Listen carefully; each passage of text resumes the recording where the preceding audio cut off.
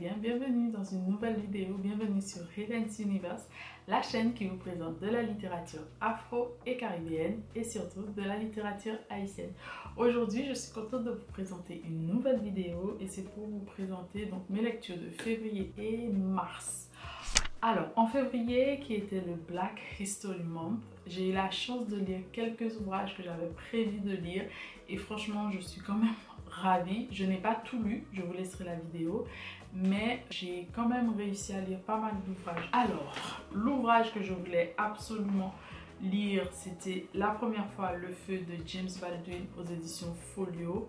Donc cet ouvrage-ci, c'est un ouvrage un peu comme une lettre que James Baldwin adresse à un membre de sa famille. Je vous dirai pas trop qui est ce membre de sa famille et il en profite pour parler de pas mal de choses, de spiritualité, je vais dire, plus que de religion, notamment avec des rencontres de leaders à cette époque. Il parle aussi de notre place en tant que noirs dans la société, pas mal d'autres choses. Et j'ai trouvé que c'était un ouvrage qui nous permet en tant que noirs de se préparer pour savoir quelle était notre place dans la société, qu'est-ce qu'on pouvait faire aussi pour aspirer à de meilleures choses, notamment à notre indépendance, voilà, si je peux dire ça, ou à notre émancipation, et pas qu'une émancipation genre casser des chaînes, mais toutes sortes de types d'émancipation, parce que je pense que financièrement on a besoin d'émancipation, économiquement aussi, donc dans la tête aussi, dans notre spiritualité aussi, dans notre façon de voir le monde pour nous, par nous et avec nous. Donc c'est un ouvrage, je ne m'attendais pas à ça de cet ouvrage parce que le titre m'avait peut-être fait penser à autre chose, mais je pense que finalement c'est un ouvrage qui est là pour nous préparer, pour peut-être nous mener à faire encore mieux, toujours mieux. Donc voilà, donc oui, c'est un ouvrage qui, comme on le dit, qui peut propulser la solution de bon sens au problème de la place des Noirs dans la société, notamment américaine. Donc voilà, je recommande cet ouvrage à tout le monde vraiment. On peut avoir plusieurs lectures de cet ouvrage, voir d'autres choses, comprendre d'autres choses. Et je pense que c'est un bon ouvrage aussi pour discuter, notamment pour un club de lecture ou autre. Donc je recommande. Baldwin, c'est toujours une bonne histoire. J'ai eu la chance de lire Moi, Tituba sorcière de Maryse Condé aux éditions Folio, toujours. Alors c'est un ouvrage dont j'ai vraiment beaucoup entendu parler. Je ne vais pas dire que j'étais déçue, je m'attendais à beaucoup. C'est un ouvrage que j'ai aimé et en définitive, je vois que c'est un ouvrage où il y a beaucoup de spiritualité, de croyances des Antilles notamment et des choses pour moi qui sont tellement évidentes peut-être. Et voilà, donc on part avec une esclave, Abena, qui a été violée par un marin anglais à bord d'un négrier. Et Tituba, donc née de cela à la Barbade, et elle est initiée donc au pouvoir surnaturel, disent-ils. Elle est initiée aux croyances de sa tribu, de ses ancêtres et pas mal d'autres choses. Donc notamment qui s'appelle Manyaya et qui est guérisseuse et faiseuse de sorts. Ensuite, elle va se marier avec un homme qui s'appelle John Indien et ça m'avait beaucoup, comment dire, questionné. Je me suis beaucoup questionnée sur ça parce qu'en fait, Tituba va laisser ce qu'elle a toujours connu pour aller avec cet homme et en définitive, c'est cet élément déclencheur qui va faire que Tituba va devenir cette Tituba. Elle va voyager ensuite, elle sera elle sera esclavagisée, je ne sais plus si c'est le bon mot, mais elle sera mise en esclavage entre guillemets à nouveau, même si elle n'avait jamais connu cela, mais elle l'a connu par sa mère, quand notamment sa mère est venue à la Barbade sur ce négrier. Et à partir de là, à Boston et autres, elle va rencontrer pas mal de choses, notamment des difficultés.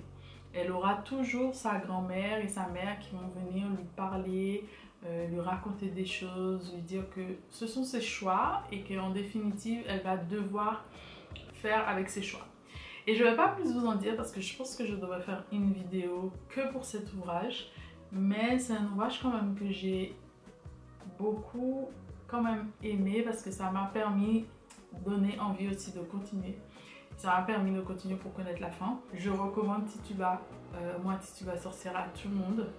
Et ce que j'ai lu moi, c'est vraiment tout ce qu'on peut entendre aux Antilles ou autres. Et c'est pas étrange, c'est pas bizarre.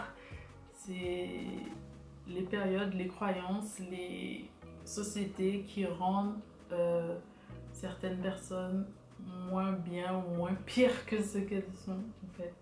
Donc voilà, mais je recommande et j'ai lu. Ensuite, j'ai eu la chance de lire Boss Energy, la puissance de croire en soi de Kelly Massol, fondatrice des Secrets de Loli, aux éditions du Rocher. C'est un ouvrage que j'ai lu en lecture commune avec une amie qui est entrepreneur. Et moi, j'avais envie de savoir davantage sur comment elle avait créé son entreprise qui est aujourd'hui connue, reconnue. Moi, je voulais vraiment savoir comment elle avait fait pour arriver jusque-là, quel était son parcours et tout. Et j'ai écouté peut-être l'un de ses podcasts voilà, qui un peu revenait sur tout ce qu'elle dit en fait dans son ouvrage. Et ce que j'ai aimé, moi les parties que j'ai adorées, c'était vraiment les parties où elle parlait de l'entrepreneuriat, comment elle a fait pour en arriver là, comment elle s'est débattue tout le temps pour son entreprise. Et après l'aspect de femme maman, femme de couleur et tout, j'ai trouvé ça intéressant aussi, je pense. Après c'est sa réalité à elle, donc je pense qu'elle raconte aussi ce qu'elle a vécu. Je vous recommande, si ça vous intéresse de savoir qui est derrière la personne qui a fait les Secrets de Loli, donc une marque que vous utilisez peut-être. Donc voilà, et pourquoi elle a pensé à faire cette marque de cheveux dits texturisés. Donc voilà, et puis les difficultés aussi qu'elle a rencontrées dans l'entrepreneuriat. Comment faire le prix du produit, ça c'est les parties que j'ai adorées.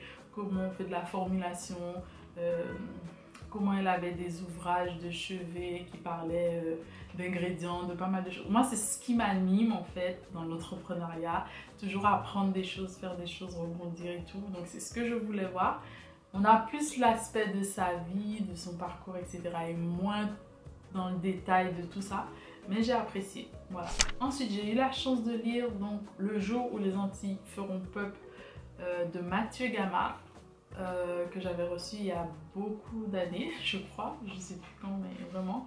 Et je suis contente enfin d'avoir lu cet ouvrage. Alors, c'est un ouvrage, le titre, je n'aime pas le titre, je n'aime pas du tout le titre parce que je pense que c'est accrocheur, c'est normal, etc. Mais je pense que je suis déjà pas d'accord avec le titre.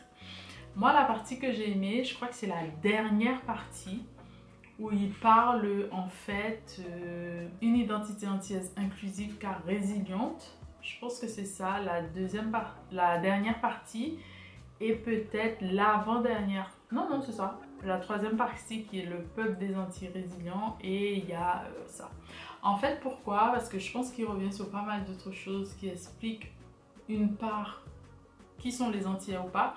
Après, ce que je reproche aussi à ces ouvrages, quand ils parlent des Antilles, ils parlent juste de la Guadeloupe / Martinique. Il faut prendre ça dans le regard Guadeloupe / Martinique uniquement. Pas les Antilles, grandes Antilles, petites Antilles, etc. C'est pas...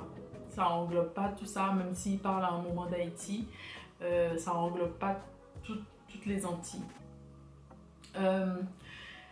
Après, j'ai trouvé qu'il a fait quand même un travail où il a essayé de défendre sa thèse, pas mal de choses. On n'est pas d'accord forcément sur les mêmes choses et c'est normal, je pense, parce qu'on n'est pas aussi de la même génération, on n'a pas la même vision des choses, on n'a pas vécu dans les mêmes coins. Lui, il a plus vécu, je crois, en Martinique, même s'il y a de la famille en Guadeloupe. Moi, j'ai plus vécu en Guadeloupe, en étant d'un autre pays, notamment Haïti, donc voilà. Donc, mais j'ai aimé avoir ce point de vue, je suis contente d'avoir enfin lu cet ouvrage et je vous en dirai davantage éventuellement, mais c'est vrai que je ne suis pas d'accord avec pas mal de choses, j'ai noté quand même pas mal de choses, je vois, Et c'était quand même bien de passer par ça. Et puis il y a une préface d'Ernest Pépin. Donc moi je pense que ça pousse aussi les Antillais slash Caribéens à se positionner dans le monde, même si je pense que ça se faisait déjà avant, mais peut-être pas comme ça. Donc voilà, une initiative parmi tant d'autres que je pense qui sont intéressantes, c'est pour le débat. Il faut savoir aussi que, en tout cas moi c'est ce que je défends, c'est pas parce que quelqu'un va dire des choses, exprimer des choses que c'est forcément une vérité, ça peut être un point de vue aussi. Cette personne s'est appuyée sur certaines choses, ça veut pas dire que c'est la vérité, mais je pense que il peut défendre une thèse ou autre. Donc voilà. En février, j'ai eu la chance de terminer Nation Cannibale de Nkoli Jean Bofan aux éditions de Noël, qui est sorti il n'y a pas très longtemps. C'est un ouvrage que je voulais lire parce que on parle d'Haïti et du Congo, parce que ces peuples-là sont quand même très reliés, hormis le fait que beaucoup de ressortissants haïtiens ont des origines Congo. Il faut dire que beaucoup d'Haïtiens aussi ont été au Congo pour apprendre à lire, écrire. Enfin, c'était une génération qui avait été des professeurs, enfin les premiers cadres, je crois, au Congo et pas mal d'autres choses. Donc c'était intéressant d'aller lire ça. Ça ne parle pas forcément de ça uniquement, mais il en parle un peu. Mais c'est un auteur qui s'appelle Fos Lozikia et qui va en Haïti et qui remarque que Haïti est aussi très proche de son pays, le Congo. Et c'est un auteur qui va fuir un scandale en France et il va rencontrer des lois, il va rencontrer des auteurs, des écrivains, des artistes, pas mal de choses du Congo et